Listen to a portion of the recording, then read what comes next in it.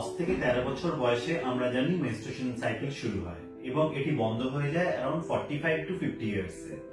কিন্তু কোনো কোনো মহিলার ক্ষেত্রে এটা কিন্তু সময়ের আগেই বন্ধ হয়ে যায়। একে কিন্তু অ্যামেনোরিয়া বলা হয়। তো এর কতগুলি কারণ হতে পারে। নাম্বার 1 আমরা জানি যে প্রেগন্যান্সি এলে মেনস্ট্রুয়াল সাইকেল বন্ধ হবে। সেকেন্ড কারণ হলো হরমোনাল ইমব্যালেন্স। যদি থাইরয়েড প্রোল্যাক্টিন হরমোনের তারতম্য হয় সেক্ষেত্রে কিন্তু আপনার মেনস্ট্রুয়েশন সাইকেল অসময়ে বন্ধ হতে পারে।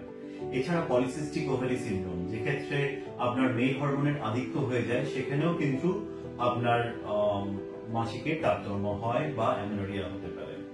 এছাড়া যদি বাইরে থেকে কোনো মেডিসিন যেমন স্টেরয়েড বা ওরাল কন্ট্রাসেপটিভ পিল, এতেও কিন্তু আপনার মেনস্ট্রুয়েশন সাইকেলের কিন্তু গন্ডগোল হতে পারে। এছাড়া অ্যাড্রিনাল গ্ল্যান্ডেরও কিছু কিছু হরমোনের আধিক্যের জন্য কিন্তু অনেক সময় মেনস্ট্রুয়াল সাইকেলের গন্ডগোল হয়। 3 নম্বর কারণ হলো অ্যাসারম্যান সিনড্রোম। এখানে কি হয়, এখানে জরায়ুর যে দুটি ওয়াল থাকে সেটি পরস্পরের সঙ্গে জোড়া লেগে যায়। এর অনেক কারণে এটি হতে পারে।